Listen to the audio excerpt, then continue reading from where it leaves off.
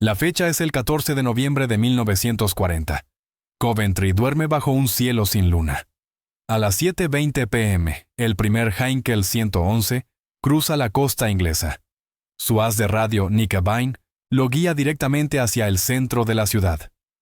Durante las siguientes 11 horas, 4.149 bombarderos de la Luftwaffe arrojarán 500 toneladas de explosivos y 30.000 incendiarios. Al amanecer, la catedral medieval es solo un esqueleto de piedra. 568 civiles yacen muertos y 2/3 de los edificios de la ciudad son ruinas o llamas. El mando de caza de la RAF logra exactamente 0 interceptaciones confirmadas esa noche. 0. Esto no fue una excepción, era el patrón. Entre septiembre de 1940 y mayo de 1941, el Blitz mató a más de 43.000 civiles británicos e hirió a otros 139.000. Noche tras noche, los bombarderos alemanes cruzaban el canal, golpeaban sus objetivos y regresaban a casa mientras los Spitfires y Hurricanes de la RAF, los célebres héroes de la batalla de Inglaterra diurna, permanecían inútiles en tierra. Estos aviones estaban construidos para combates diurnos, donde los ojos del piloto eran su arma principal. Pero a 15.000 pies en una noche sin luna, la visión humana no valía nada. Un bombardero podía pasar a 200 yardas de distancia y seguir siendo completamente invisible. La RAF intentó de todo. Posicionaron cazas monomotores en sectores de patrulla sobre rutas conocidas de aproximación, esperando un contacto visual afortunado. Tasa de éxito menos del 1%. Intentaron las patrullas ojos de gato, donde pilotos con supuesta visión nocturna superior esperaban cerca de los reflectores a que los equipos en tierra iluminaran un objetivo. En una buena noche con luna llena y clima favorable, un piloto hábil podía distinguir un bombardero silueteado contra las nubes. Podía.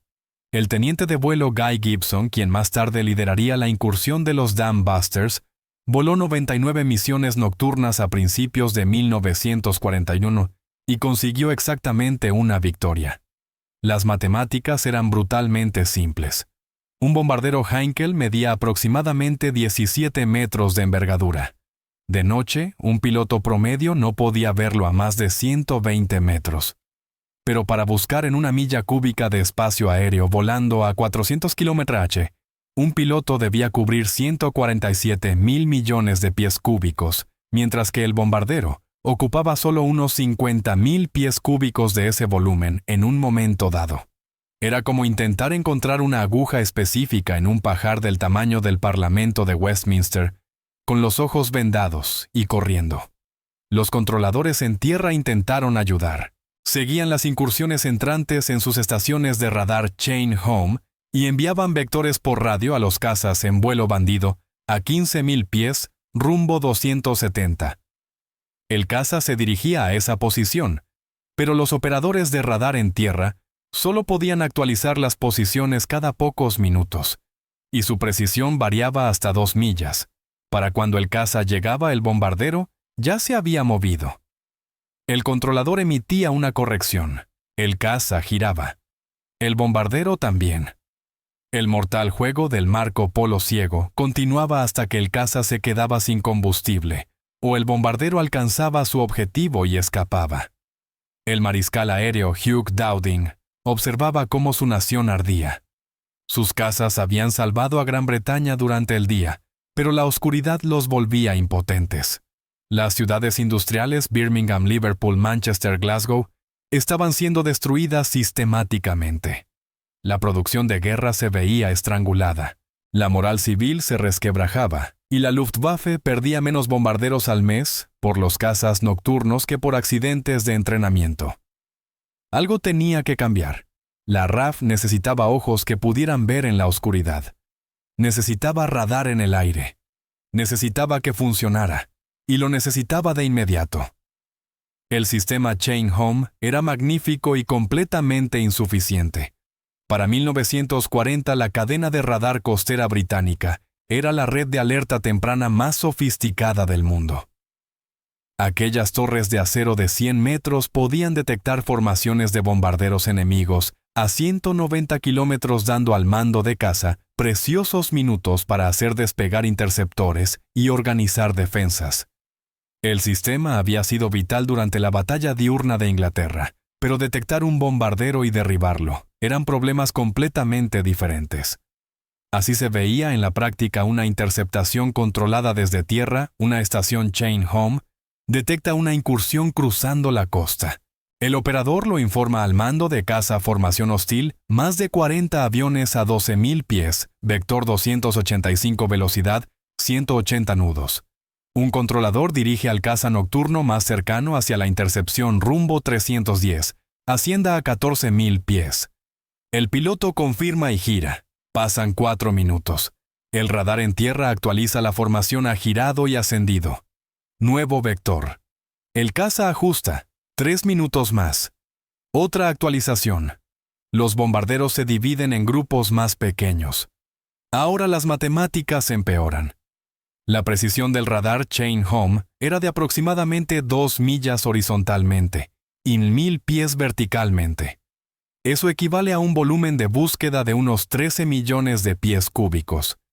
Dentro de esa burbuja de incertidumbre, múltiples bombarderos podían maniobrar de manera independiente.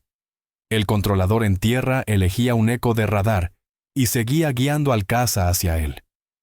Debería estar muy cerca ahora, decía. El piloto miraba hacia la oscuridad y no veía nada. Probablemente estaba a menos de 2 millas de un bombardero, quizás del correcto, pero 2 millas de cielo nocturno son un vacío infinito. Algunos controladores desarrollaron una habilidad casi sobrenatural. El comandante de escuadrón, John Cunningham, tenía un controlador habitual, el oficial de vuelo Jimmy Ronsley, que podía leer el tubo de rayos catódicos como una adivina. Leí las hojas de té anticipando los movimientos de los bombarderos y colocando a Cunningham dentro del rango visual mediante pura intuición. Pero incluso la tasa de éxito de Ronsley antes de mediados de 1941 rondaba apenas el 5%. 5%. Por cada interceptación exitosa, 19 bombarderos escapaban.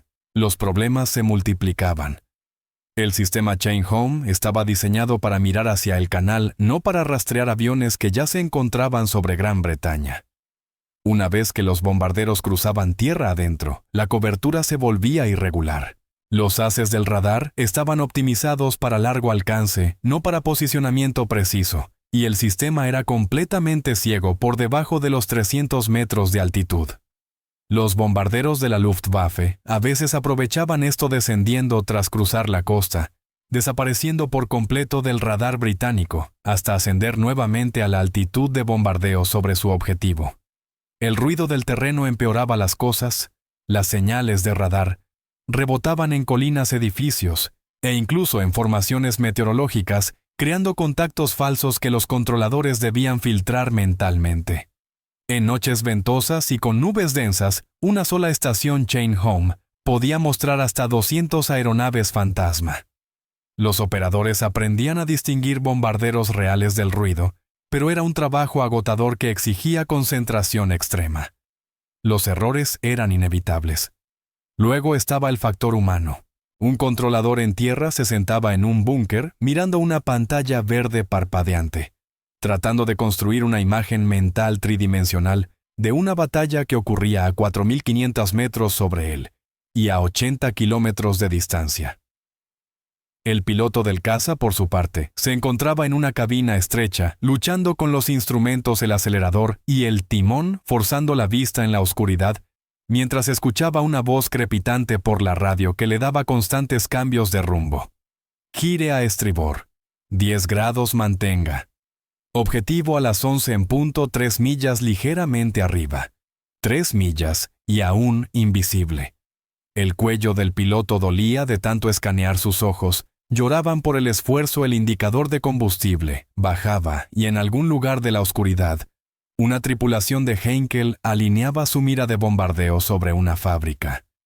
Gran Bretaña necesitaba el radar dentro del caza detrás de los ojos del piloto, pintando el cielo delante de él.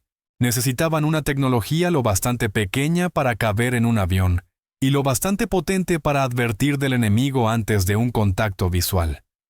Necesitaban algo que en 1939 parecía imposible. Edward Bowen no parecía alguien a punto de cambiar la guerra aérea para siempre. El físico de 27 años trabajaba en el secreto centro de investigación Boutsey Manor, en la costa de Suffolk, donde había nacido el programa de radar británico.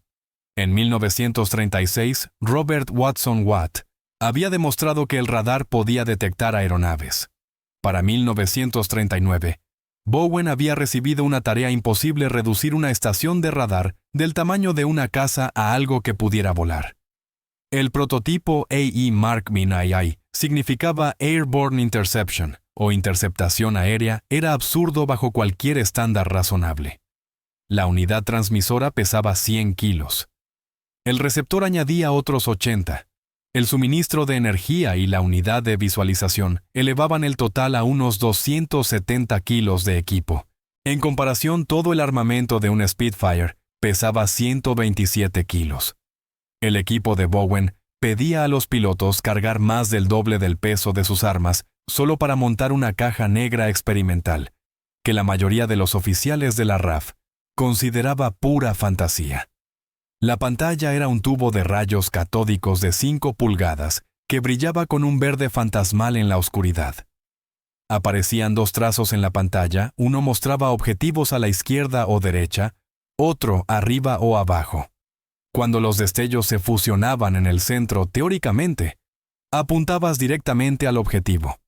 El alcance máximo de detección era de 5 kilómetros en condiciones ideales, menos de 90 segundos de tiempo de cierre, a la velocidad típica de combate. El alcance mínimo era de unos 120 metros, lo que significaba que la imagen de radar desaparecía justo antes de que el piloto necesitara ver el objetivo para disparar.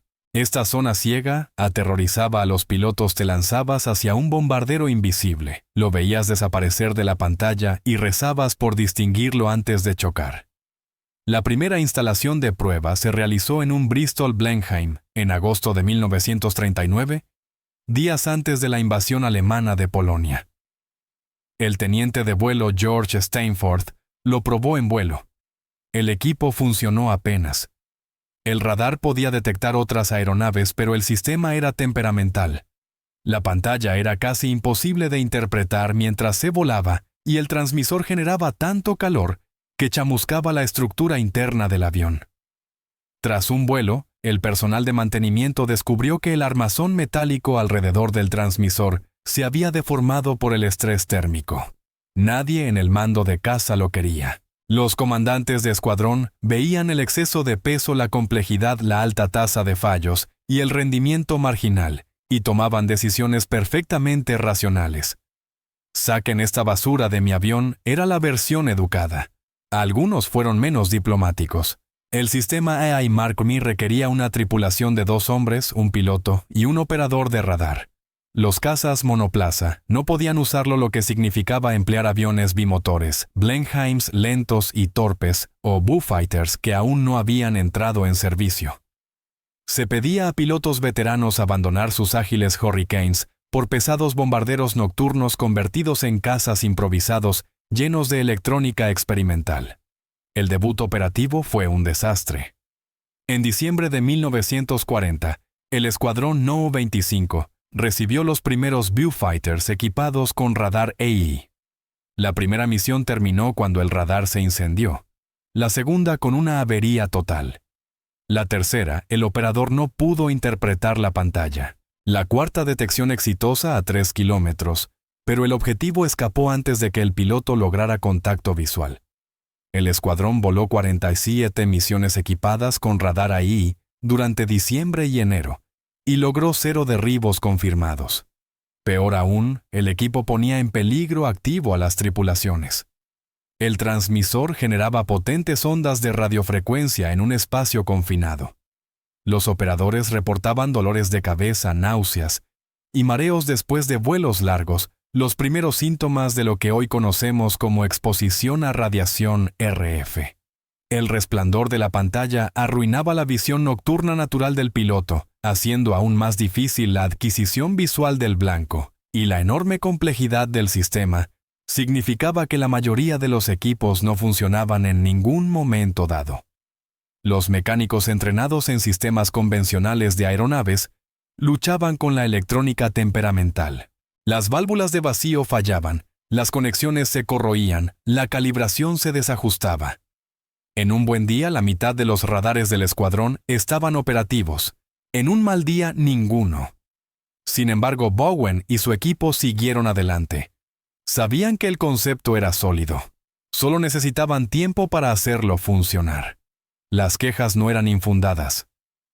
El teniente de vuelo Charles Widdows, piloto experimentado de caza nocturno del escuadrón Nómamo 600 Squadron, lo expresó sin rodeos en su informe posterior a una misión de febrero de 1941. El equipo AI añadió 270 kilos a un avión ya sobrecargado. Redujo nuestra velocidad máxima en 25 km/h, falló en 4 de cada 7 misiones, y en las 3 ocasiones en que funcionó, nunca logramos acercarnos lo suficiente para contacto visual antes de perder el objetivo. Concluyó recomendando retirar el equipo y reemplazarlo por tanques de combustible adicionales. Su comandante apoyó la recomendación. El alcance máximo de 3 millas no era una suposición teórica, sino una estimación optimista. En la práctica, el rango de detección variaba enormemente según la altitud, el clima, el ángulo del objetivo, e incluso decían en broma si Mercurio estaba retrógrado. En noches húmedas, el vapor de agua absorbía la señal de radar. A gran altitud, donde el aire era más seco, el alcance mejoraba un poco. Pero si el bombardero volaba alejándose presentando su cola una sección transversal de radar mucho menor que sus alas, el rango podía caer a poco más de 1 milla. Eso daba quizás 30 segundos para acercarse, confirmar que el blanco era enemigo, maniobrar a posición de disparo y atacar antes de sobrepasarlo. El problema del alcance mínimo era si cabe peor. Por debajo de 120 metros la pantalla de la AI Mark III se apagaba. El pulso transmitido y el eco reflejado se solapaban creando una zona muerta. El procedimiento estándar exigía que el operador guiara al piloto hasta unos 300 metros y luego dijera contacto perdido, búsqueda visual. El piloto entonces escudriñaba la oscuridad, esperando distinguir las llamas del escape o una silueta. En noches sin luna, esto raramente funcionaba. Los pilotos describían la experiencia aterradora de saber que un bombardero estaba justo enfrente invisible, mientras se lanzaban hacia él a una velocidad combinada de 640 km/h. Varios casi choques convencieron a algunas tripulaciones de que el equipo era más peligroso que útil. El calor seguía siendo un problema constante. El transmisor del AI Mark III operaba a alta potencia en un espacio cerrado. La temperatura en la cabina podía alcanzar los 43 grados, incluso en altitud, donde afuera hacía cerca de 20 grados. Los operadores envueltos en sus pesados trajes de vuelo sudaban mientras trataban de interpretar una pantalla verde parpadeante, sufriendo agotamiento por calor. Algunas tripulaciones optaron por usar la mínima ropa debajo del traje, lo que provocó nuevos problemas cuando debían saltar sobre el canal en invierno. La fiabilidad era pésima. Una encuesta interna de la RAF de marzo de 1941 encontró que los aviones equipados con radar AI tenían una tasa de operatividad del 38%, lo que significaba que en un día cualquiera menos de 4 de cada 10 aviones tenían radar funcional. Las válvulas de vacío eran frágiles y se quemaban con frecuencia. Las antenas montadas en el morro y las alas sufrían daños por el clima, la vibración o errores de los mecánicos. La humedad se infiltraba en los circuitos. Las fuentes de energía primitivas, según los estándares actuales, entregaban voltajes inconsistentes que descalibraban o destruían los componentes. El entrenamiento era insuficiente. Los operadores de radar recibían quizás 20 horas de instrucción antes de ser declarados operativos. La mayoría jamás había visto un osciloscopio antes de unirse a la RAF. Se esperaba que interpretaran señales complejas, distinguieran objetivos reales del ruido del terreno y de las nubes, calcularan ángulos de interceptación mentalmente y dieran instrucciones verbales precisas a sus pilotos, todo mientras eran sacudidos dentro de un avión de combate en plena noche. La curva de aprendizaje era empinada y las consecuencias de los errores se medían en misiones desperdiciadas y civiles muertos en tierra. Los pilotos odiaban perder velocidad y maniobrabilidad. El Beaufighter ya era más pesado y menos ágil que los bombarderos que cazaba. Añadir 270 kilos de radar lo empeoraba. En el improbable caso de que apareciera un caza nocturno alemán, los Beaufighters con radar AI eran patos de feria. Algunos pilotos admitían en privado que arrojarían el radar si pudieran aceptando el peso extra, solo porque las órdenes lo exigían. Para abril de 1941, la etiqueta de inútil parecía totalmente justificada. El equipo era poco fiable, peligroso, difícil de operar, y había producido resultados mínimos. Varios comandantes solicitaron formalmente permiso para retirar los radares AI. Algunas tripulaciones comenzaron a desarrollar tácticas alternativas que no dependían de aquellas malditas cajas verdes. El 19 de noviembre de 1940, John Cunningham derribó su primer bombardero de la Luftwaffe. Para mayo de 1941, Cunningham había destruido 15 aeronaves enemigas, convirtiéndose en el piloto de caza nocturno más exitoso de la RAF. La prensa quería saber su secreto. La respuesta del Ministerio del Aire fue una brillante distracción: las zanahorias. La historia oficial decía lo siguiente: Cunningham poseía una visión nocturna excepcional cultivada mediante una dieta especial rica en vitamina A. Comía zanahorias constantemente crudas cocidas en jugo. Esa vitamina, afirmaban, había mejorado su vista hasta niveles sobrehumanos, permitiéndole detectar bombarderos alemanes en condiciones en que otros pilotos no veían nada. El Ministerio de Información impulsó agresivamente esta narrativa. Los periódicos publicaron artículos sobre Cat's Eyes Cunningham y su visión legendaria.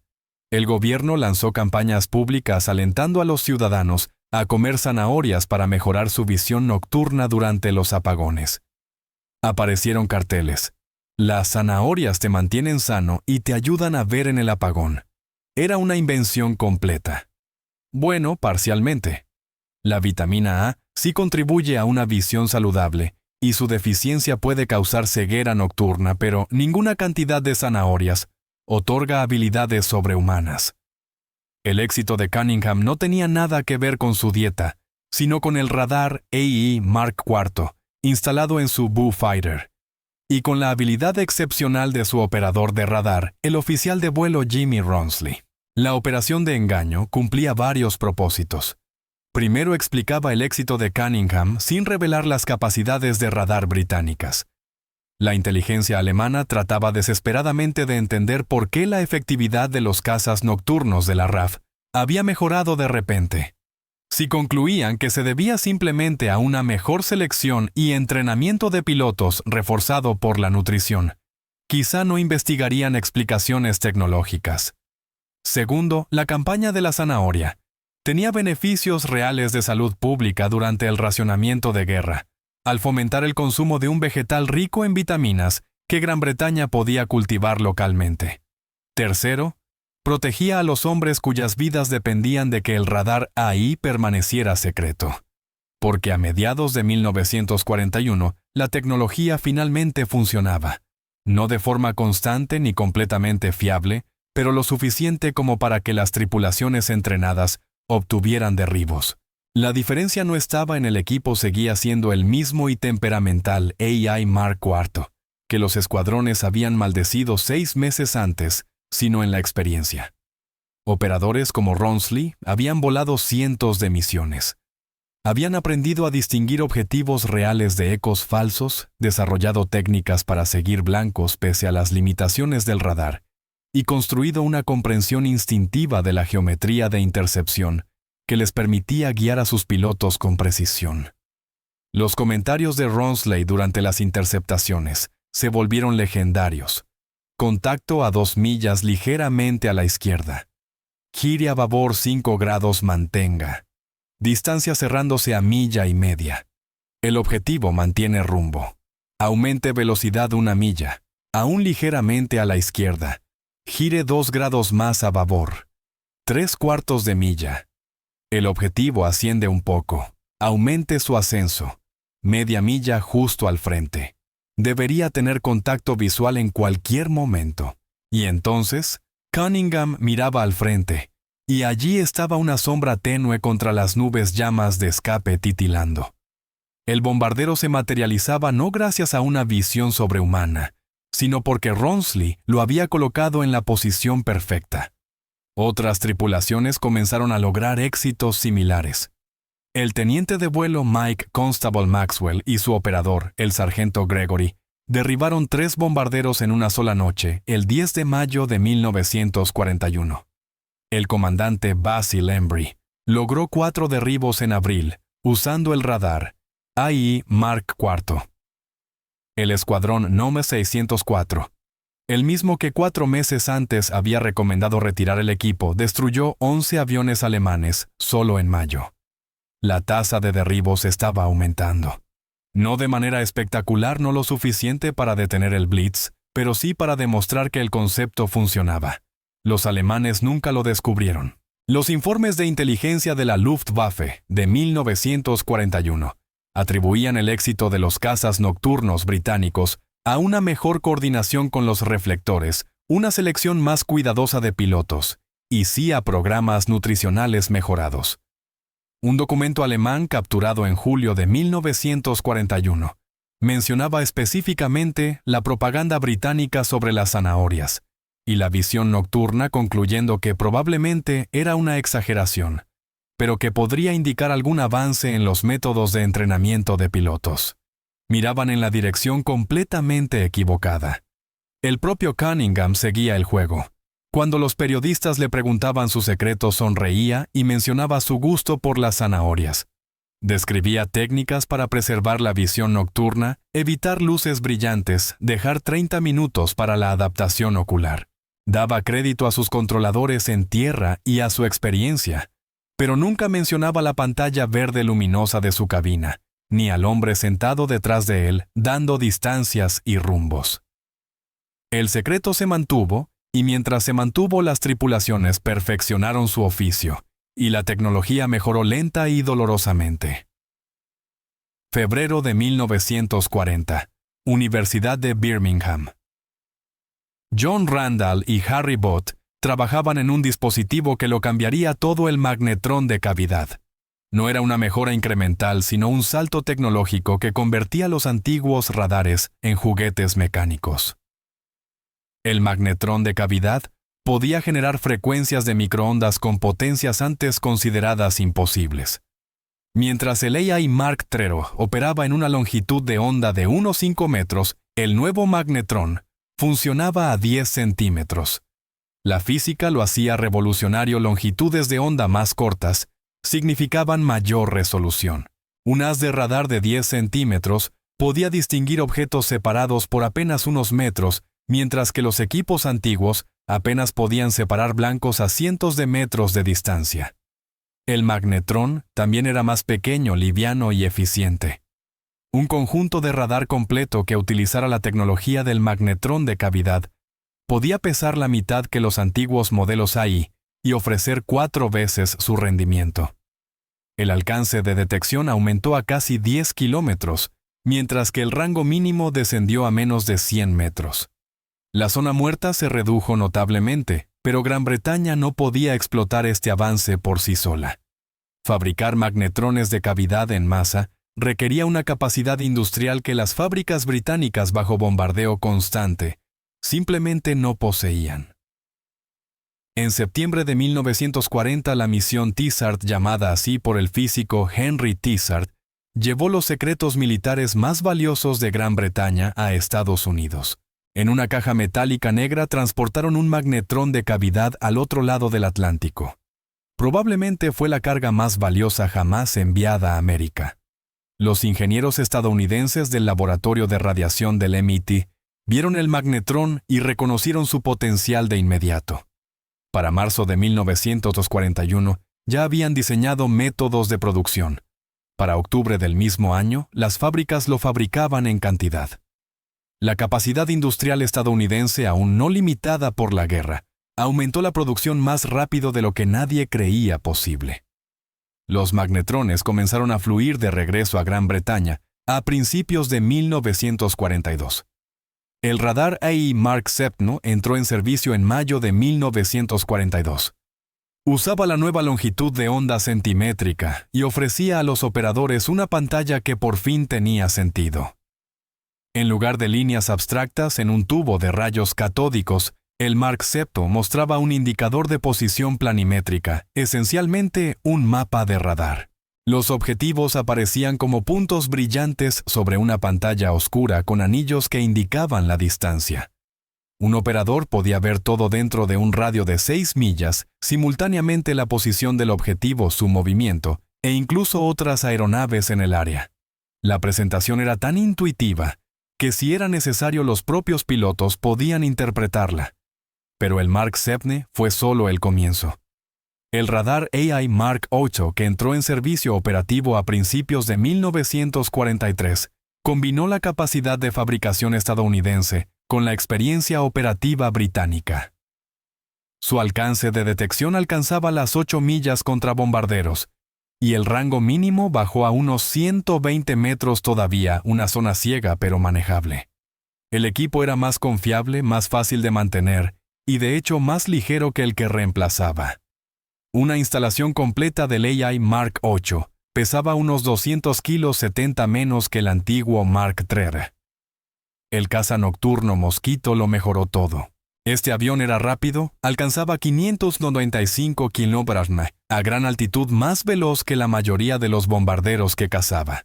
Era maniobrable, tenía gran alcance y estaba diseñado específicamente para albergar equipos de radar. El AI Mark VIII encajaba perfectamente en el morro del Mosquito, con antenas integradas en la estructura en lugar de atornilladas como añadidos improvisados. El piloto y el operador de radar se sentaban lado a lado mejorando la comunicación. Cuando una tripulación de Mosquito lograba contacto de radar, tenía la velocidad necesaria para cerrar la distancia rápidamente y la agilidad para maniobrar hasta la posición de disparo. Los estadounidenses aportaron otra innovación, el radar SCR-720, su versión del AI británico con características adicionales. Algunos escuadrones de la RAF lo adoptaron a finales de 1943. El SCR-720 ofrecía un alcance de detección de hasta 16 kilómetros e incluía un modo de baliza que ayudaba a los cazas a encontrar el camino de regreso en mal tiempo, una función que salvó a numerosas tripulaciones que de otro modo se habrían perdido sobre el Mar del Norte.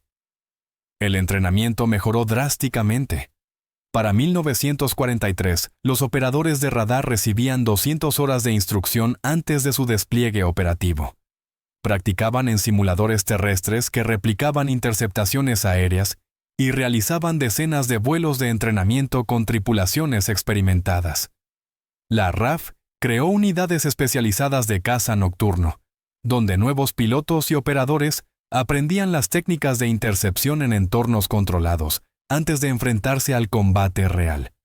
Los procedimientos de mantenimiento también evolucionaron. Las tripulaciones de tierra comprendían ya el equipo, disponían de instrumentos de prueba adecuados, manuales detallados y suficientes piezas de repuesto.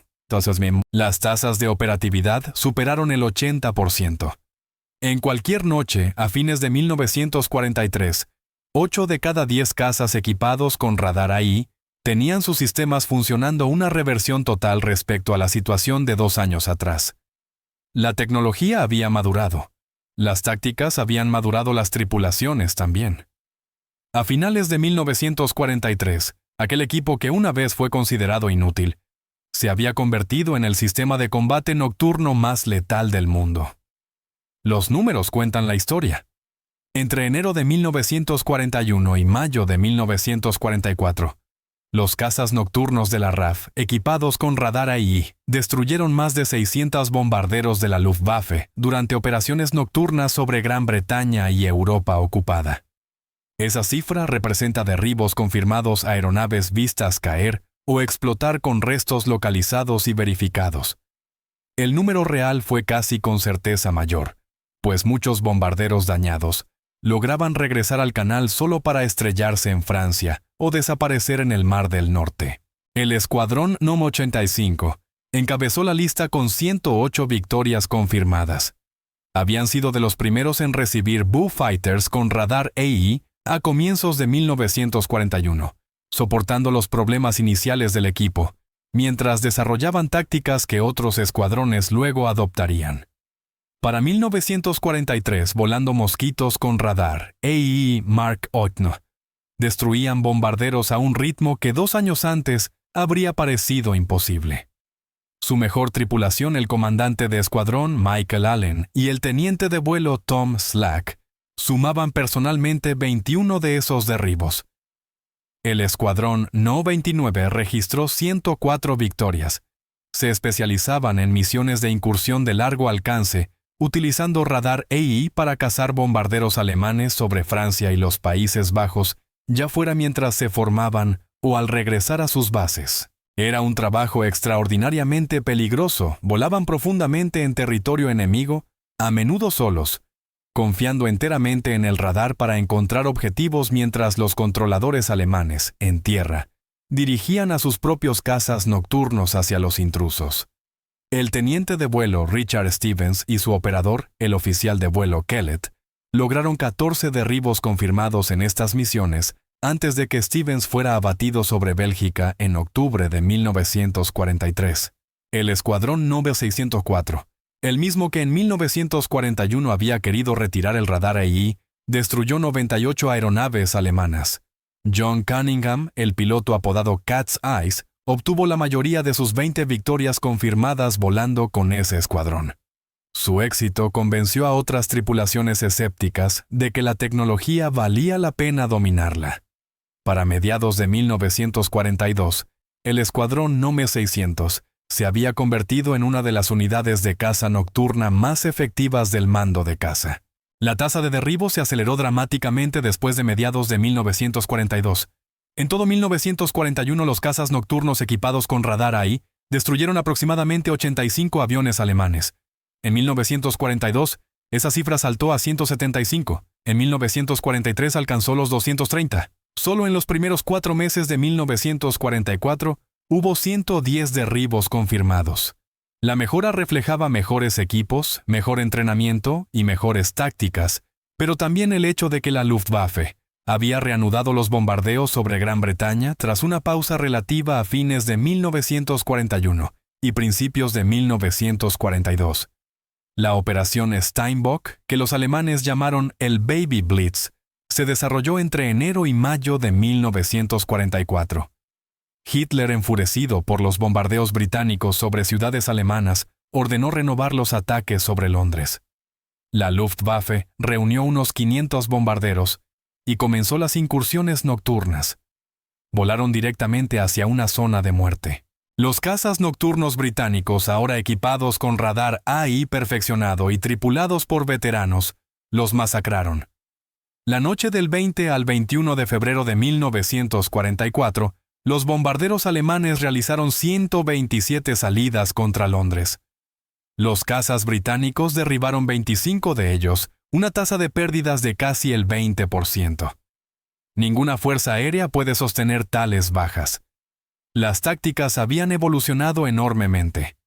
Los controladores en tierra trabajaban ahora en estrecha coordinación con los radares aéreos.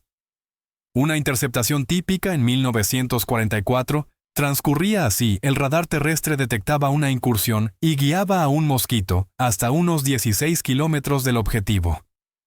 El radar AI del mosquito captaba varios contactos bombarderos dispersos a lo largo de la formación. El operador elegía un blanco y guiaba al piloto hasta la posición ideal. A 3 kilómetros el piloto podía ver las llamas del escape. A 1 milla la silueta del bombardero era visible. El mosquito se acercaba a menos de 100 metros por debajo del rango mínimo del radar, pero lo bastante cerca para identificar visualmente el objetivo. Sus 4 cañones Hispano de 20 mm abrían fuego. El bombardero explotaba o caía envuelto en llamas. De inmediato el mosquito viraba hacia el siguiente contacto ya visible en la pantalla. En noches excepcionales, una sola tripulación podía destruir 3 o 4 bombarderos en una sola salida. El impacto psicológico sobre las tripulaciones alemanas fue devastador. estaban acostumbradas a que los cazas nocturnos británicos fueran presencias raras e ineficaces. De pronto, a fines de 1942 y 1943, los bombarderos estallaban sin aviso. No había reflectores ni advertencias, solo un súbito y catastrófico fuego de cañón surgido de la oscuridad. Las tripulaciones comenzaron a negarse a volar misiones. La moral se desplomó. Algunas unidades reportaban aviones perdidos por causas desconocidas, casi con certeza abatidos por cazas equipados con radar AI, aunque nadie los hubiera visto caer. Para mayo de 1944, la Luftwaffe había cedido efectivamente el dominio del cielo nocturno sobre Gran Bretaña. La operación Steinbock terminó con pérdidas alemanas que superaron el 50% de los aviones comprometidos, contando tanto las bajas de combate como los accidentes operativos provocados por las prisas de los pilotos en despegues y aterrizajes para minimizar su exposición. El radar, que una vez se consideró inútil, había logrado lo que en 1940 parecía imposible hacer de la noche, algo tan peligroso para los bombarderos como el pleno día. Las consecuencias estratégicas fueron mucho más amplias que las cifras inmediatas de derribos. En 1940 y comienzos de 1941, los bombarderos alemanes operaban casi con impunidad después del anochecer, obligando a Gran Bretaña a detener su producción de guerra cada vez que sonaban las sirenas. Los obreros corrían a los refugios, las líneas de ensamblaje se detenían, los estibadores abandonaban los barcos. El costo económico era enorme no solo por la destrucción física, sino por la pérdida de productividad. Una sola incursión podía paralizar una región industrial entera durante 8 a 12 horas. Para 1943, ese cálculo se había invertido. Los comandantes de la Luftwaffe sabían que enviar bombarderos sobre Gran Bretaña significaba aceptar pérdidas irrecuperables. Alemania combatía ya en múltiples frentes. El frente oriental devoraba hombres y material a ritmos horrendos. El teatro del Mediterráneo exigía recursos, y la Wehrmacht se preparaba para la inevitable invasión aliada de Francia. La Luftwaffe no podía permitirse desperdiciar tripulaciones experimentadas en misiones de impacto mínimo y bajas máximas. Los cazas nocturnos británicos equipados con radar AI habían eliminado de hecho la capacidad alemana de bombardear estratégicamente Gran Bretaña. Esto liberó por completo la capacidad industrial británica. Las fábricas funcionaban turnos nocturnos sin interrupción. Los puertos operaban las 24 horas. La infraestructura que abastecería la invasión del día D, la mayor operación anfibia de la historia, se construyó y se reunió sin interferencia alemana. Piénsalo.